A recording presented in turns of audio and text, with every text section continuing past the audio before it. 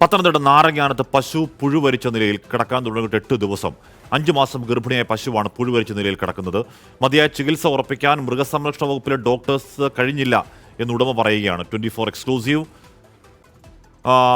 ശ്രീകുമാരൻ ആ വാർത്തയുടെ വിവരങ്ങൾ മറ്റു ശ്രീത്ത്, ഇത് ഡോക്ടർമാരെ വിളിക്കുമ്പോൾ അവർ എന്താണ് പറയുന്നത്? കഷ്ടമാണല്ലോ ഈ കിടപ്പ്. തീർച്ചയായും ഹാഷ്മി, കഷ്ടമാണ് കിടപ്പ്. ഈ ഒരു പശു ഇങ്ങനെ 8 ദിവസമായി ഇങ്ങനെ കിടക്കുകയാണ്. ഒരു 14 ദിവസം മുൻപാണ് വീണത്, പിന്നീട് നടന്നിരുന്നു. ഈ ഉടമ മന്മഥൻ നായർന്നാണ് അദ്ദേഹത്തിൻ്റെ പേര്. അദ്ദേഹം ഒറ്റയ്ക്കാണ് ഈ വീട്ടിൽ താമസിക്കുന്നത്. അദ്ദേഹത്തിൻ്റെ ഭാര്യ മരിച്ചതാണ്. അദ്ദേഹത്തിൻ്റെ ഏക വരുമാന മാർഗ്ഗമാണ് ഈ പശു. ഏതാണ്ട് 10 ദിവസം മുൻപ് വീഴുന്നു, 2-3 ദിവസം മുടന്തി നടക്കുന്നു. അതിനുശേഷം വന്ന് ഈ തൊഴുത്തിൽ കിടന്നതാണ്.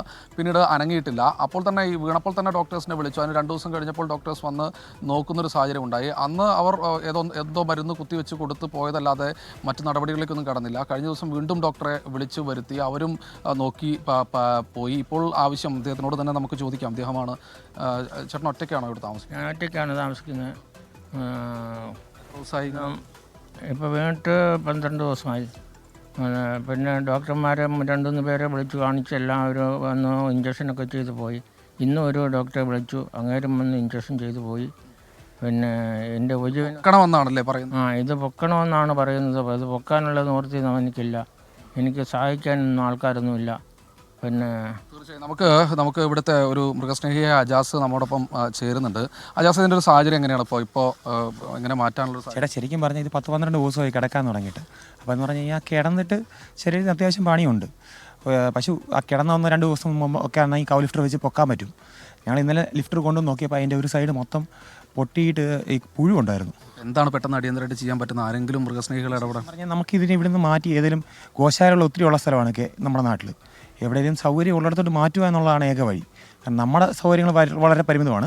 നല്ല ചികിത്സ കൊടുത്ത് കൂടെ 2-3 മണിക്കൂറിൽ തിരിച്ചു വിട്ട് അത്യാവശ്യം ചൂടും കാര്യങ്ങളൊക്കെ കൊടുത്ത് നോക്കുകയാണെന്നുണ്ടെങ്കിൽ രക്ഷപ്പെടാൻ.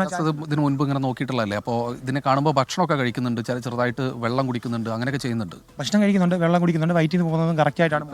കുഞ്ഞിനും മറ്റു കുഴപ്പങ്ങളൊന്നും ഉണ്ടാവില്ല. നമുക്ക് ഇപ്പോഴത്തെ കണ്ടീഷനിൽ പറയാൻ പറ്റില്ല. കാരണം ആനിമൽ ഭയങ്കര വീക്കാണ്. അകത്തേക്ക് കൈ ഇട്ടിട്ടാണ് ഡോക്ടർമാർ നോക്കുന്നത്. അപ്പോൾ ഇങ്ങനെ കിടക്കുന്ന ഒരു സമയത്ത് നമുക്കത് എങ്ങനെയാണെന്ന് വെച്ച് കഴിഞ്ഞാൽ പറയാൻ പറ്റില്ല. ഒന്നാമത്തെ പ്രശ്നം ഇവിടുന്ന് ഒരു 50 മീറ്റർ അപ്പുറത്തോട്ടാണ് റോഡ്. എടുത്തോണ്ടേ റോഡിലോട്ട് കൊണ്ടുപോകാൻ പറ്റൂ. കൊണ്ടുപോയിട്ട് വേണം മാൻപവർ വേണം. അതുപോലെ തന്നെ നല്ല ചികിത്സാ സൗകര്യം വേണം. ഒരുമാതിരിപ്പെട്ട ഡോക്ടേഴ്സ് എല്ലാം യൂത്തനേഷ്യയാണ് പറഞ്ഞത്.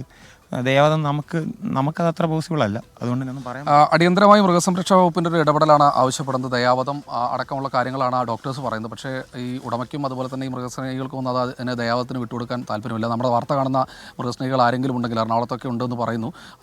അടിയന്തര ഒരു ഇടപെടൽ നമ്മൾ പ്രതീക്ഷിക്കുന്നുണ്ട്. ഹാഷ്മി, 5 മാസം ഗർഭിണിയായ പശുവാണ്. ആ കിടപ്പോട്ട് തുടങ്ങിയിട്ട് ദിവസങ്ങൾ കുറേയായി. ഒരു സൈഡ് മൊത്തം പുഴുവരിച്ച നിലയിലാണ്. അപ്പോൾ ആരെങ്കിലുമൊക്കെ സഹായിക്കാനുണ്ടെങ്കിൽ അതിനെ ഒന്ന് പൊക്കി നിർത്തി അതിനുള്ള ചികിത്സ കൊടുത്താൽ ചിലപ്പോൾ രക്ഷപ്പെട്ടു പോകും.